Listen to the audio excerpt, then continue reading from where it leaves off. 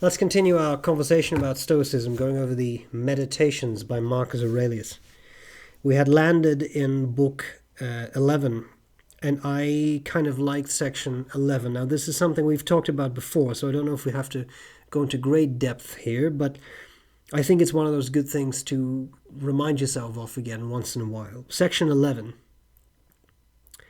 The external things whose pursuit or avoidance troubles you do not force themselves on you, but in a way you yourself go out to them. However that may be, keep your judgment of them calm, and they too will stay still. Then you will not be seen either to pursue or to avoid. So let's just repeat very quickly this basic Stoic concept, right? There is vice, there is virtue. Virtue is good, right? It was wisdom and courage and temperance and justice and all those things, right, are good things. And if you practice those things, then you're doing good things, right? Everything, for example, everything in moderation. Bad things, but also good things, because too much of a good thing is a bad thing. Now, that's virtue. Then there is vice, and vice is the opposite of all these things, right? So if you take something like wisdom, it has a negative in the world of vice, which is folly, right? If you act like a fool, then that is not virtuous, but that is viceful. But then in the Stoic mind, and this is one of my favorite aspects of Stoicism, and this really is a Stoic contribution, is the concept of the anadiaphora, the indifferent, and there are preferred and dispreferred indifference. Well, remember, an indifferent is something that in itself is neither virtuous nor viceful. It depends on how you use it and how you handle it. So I think the two classic examples are money and illness. Money in itself is neither good nor bad. It depends on how you use it. And if you use it to fill your backyard with nuclear weapons, then that's probably not a good use. So, having said that, all else being equal, most people would rather have money than not have money, and therefore money is called a preferred indifferent. Because all else being equal, you would rather have it than not have it. You would prefer to have it. Then there are unpreferred indifferent or dispreferred indifference, such as, for example, illness. All else being equal, people would rather not be ill than be ill. But in itself, you could argue a little bit, clearly being ill is not good for you, but what I'm trying to say is, it depends a bit on how you handle it. Now, I realize, before we get into this, I realize how easy it is to say, well, it just depends on how you handle it. But at the end of the day, if you have an illness, a chronic illness, etc., handling it poorly, and this is not a value judgment, I'm just saying handling it poorly will not make it any easier. It will not do you any good, right? So this is where I think Stoicism comes in, and where I've heard from a lot of my viewers and friends who say, well, I actually have a chronic illness, I have this and that in my life, which is unpleasant, and this has helped me. It won't cure the disease, but it may make it more bearable. And if it can do that, that's a massive benefit already, right? Okay. So, vice, virtue, indifference. Now, what's interesting is that when it comes to indifference, Stoics are not as hardcore as you may think, because the word Stoic has not only a connotation, but for us has a bit of a denotation of this sort of austere lifestyle, someone who is... That's not necessarily what Stoicism is about. Let's not forget that Seneca was very, very, very rich, and in many ways not a great Stoic. In some ways, not a Stoic at all. But he wrote about Stoicism. But he had money. A lot of money. Like a lot of money. He was very rich. And of course, in his case, he would say, well, but you can be a Stoic and be rich, because money is preferred and different. Right? It's indifferent. Blah, blah, blah, blah. Yeah, of course. The point that I was trying to make was that of pursuing or avoiding certain things.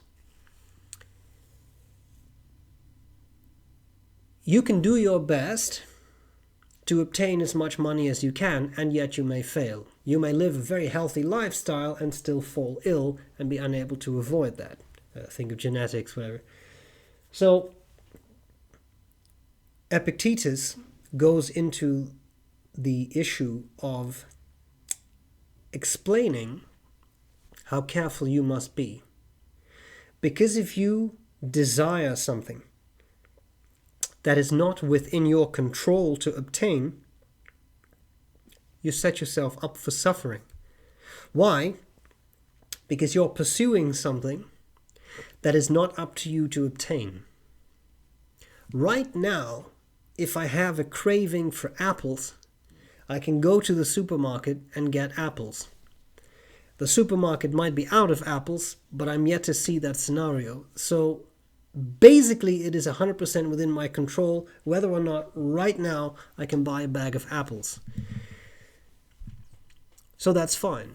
But if my desire is, I want to become a millionaire, that may not be entirely within my control. I can do all sorts of things. I can try to come up with business ideas. I can try all these things.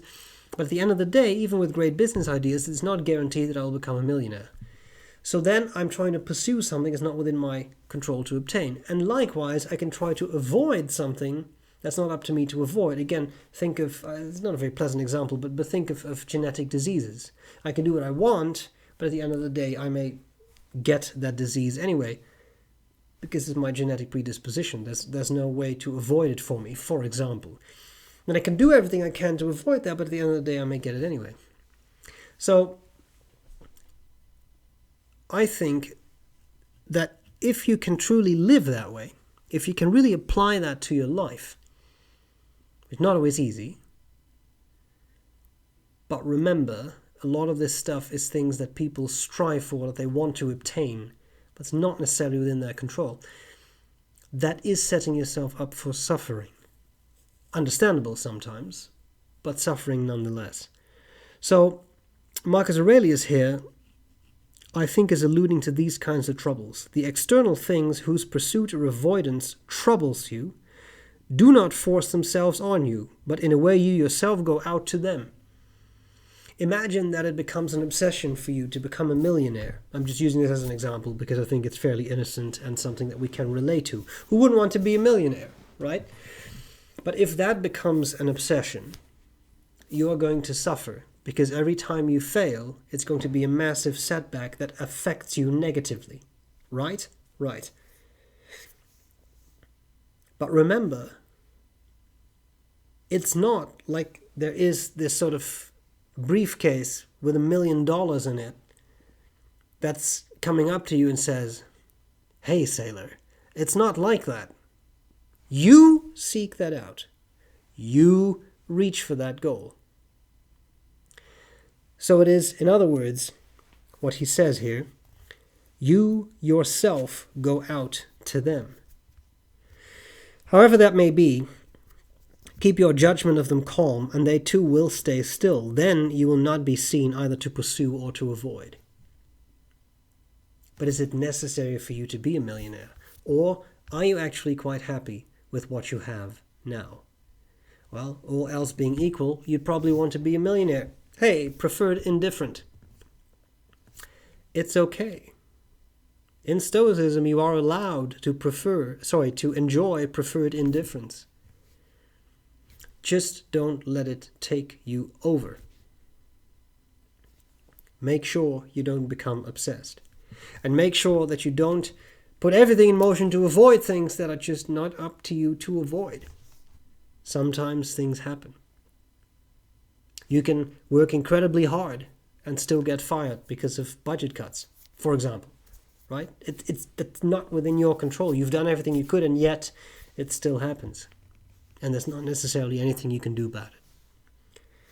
So I like his way to put this. Keep your judgment of them calm, and they too will stay still. Maybe you don't want to become a millionaire. Maybe you're enjoying what you have now. Maybe you're valuing your family life.